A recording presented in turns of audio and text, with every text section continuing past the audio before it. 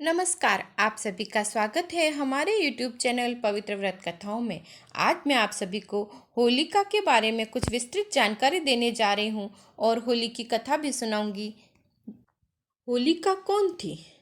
सतयुग में महर्षि कश्यप की कई पत्नियां थीं, जिनमें से एक दिति भी थी। दिति के गर्भ से जन्मे बच्चों को दैत्यों की संज्ञा दी गई थी, जिसकी कोख में मुख्यतः दो बालक और एक बालिका का जन्म हुआ, जिसमें से हिरण्याकश्यप और हिरण्याक्ष वो होलिका नाम था।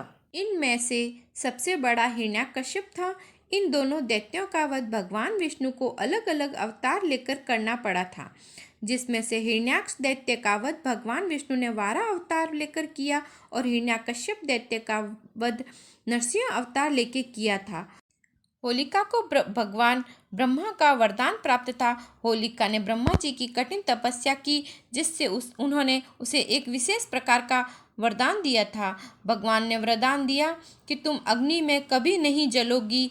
न इसी प्रकार ब्रह्मा ने कहा कि यह वरदान तभी प्रभावी होगा जब वह उसे स्वयं की रक्षा के साथ साथ दूसरों की भलाई में भी उपयोग में लेगी।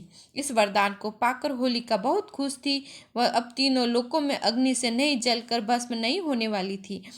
होलिका के छोटे भाई हिरण्याक्ष राक्षस का वध भगवान वाराह के द्वारा हो चुका था। इसके पश्चात बड़े भाई हिरण्याकश्यप ने भगवान ब्रह्मा से विचित्र वरदान प्राप्त किया, जिस कारण कोई भी उसका वध नहीं कर सकता था। उसने तीनों लोकों पर आधिपत्य स्थापित कर लिया और विष्णु को नकार दिया। इसी के साथ उसने स्वयं को भगवान घोषित कर दिया था। किंतु उसी परिवार में उसका बेटा होलिका का भतीजा प्रहलाद भगवान विष्णु का परम भक्त था।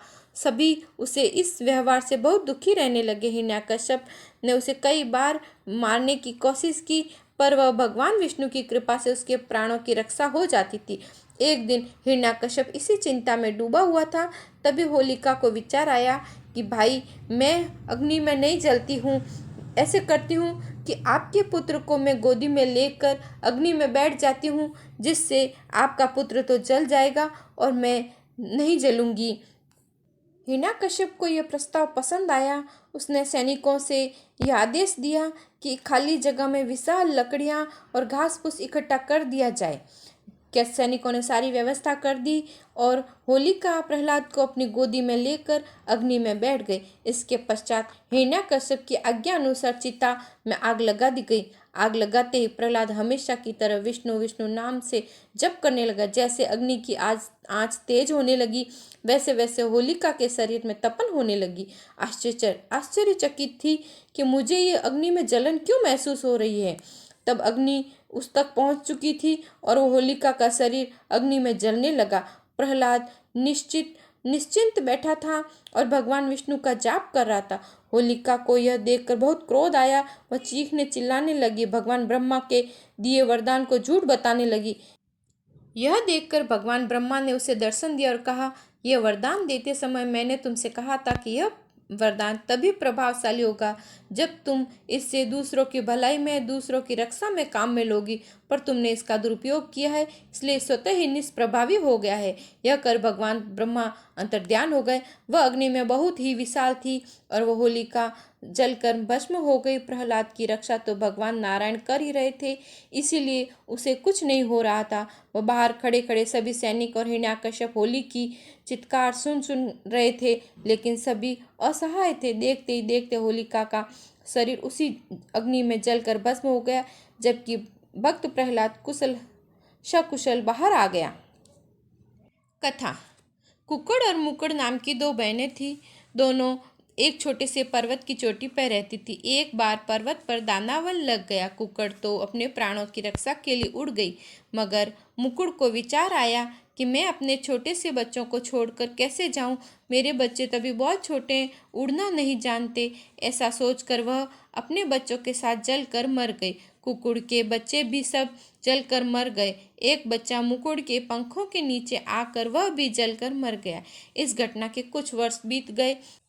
दूसरे जन्म में कुक्कड़ राजकुमारी बनी और मुकुड़ एक ब्राह्मण के घर में जन्मी। दोनों सखियां हो गई। उनका एक साथ रहना, खाना पीना, खेलना सोना सब कुछ एक साथ होता था। एक दूसरे के बिना उन्हें चैन नहीं पड़ता था। अब वे बड़ी हो गई।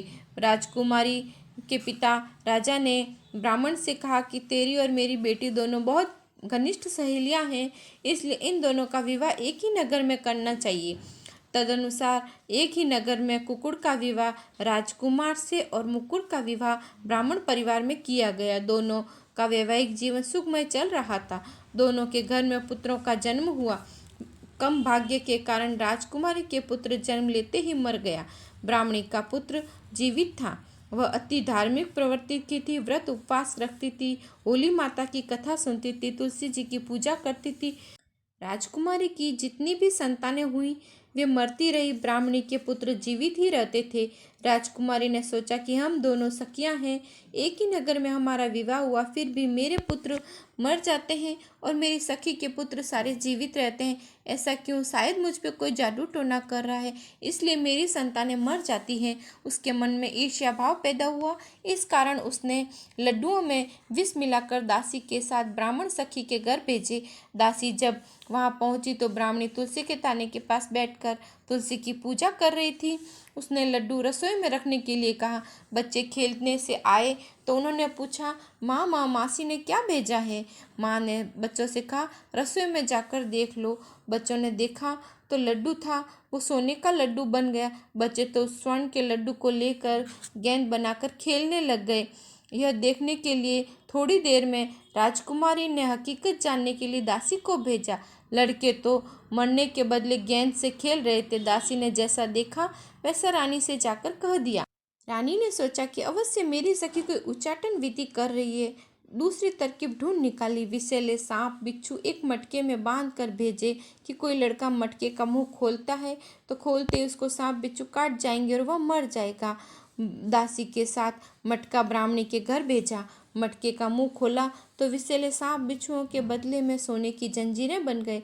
लड़के तो सोने की जंजीरों से खेलने लग गए। दासी हाल जानने आई तो देखा कि बच्चे तो जंजीरों से खेल रहे हैं। रानी को अति क्रोध आया। उसने कहा, अब मैं प्रसूता हूँ, मेरा बच्चा यदि इस बार भी मरा हुआ पैदा हुआ तो मैं ब्राह्मणी को बुलवा कर उसके माथे सारा आरोप लगा दूंगी और राजा उसे तेल की घाणी में पिसवा देगा। प्रसूति का समय आया। दासी ब्राह्मणी को बुलाने गई। ब्राह्मणी ने बताया कि मेरा कोई काम नहीं है, निरर्थक स्पर्श करना भी शास्त्र के विरुद्ध है। फिर भी दासी के बहुत आग्रह करने पर ही ब्राह्मणी को आना पड़ा।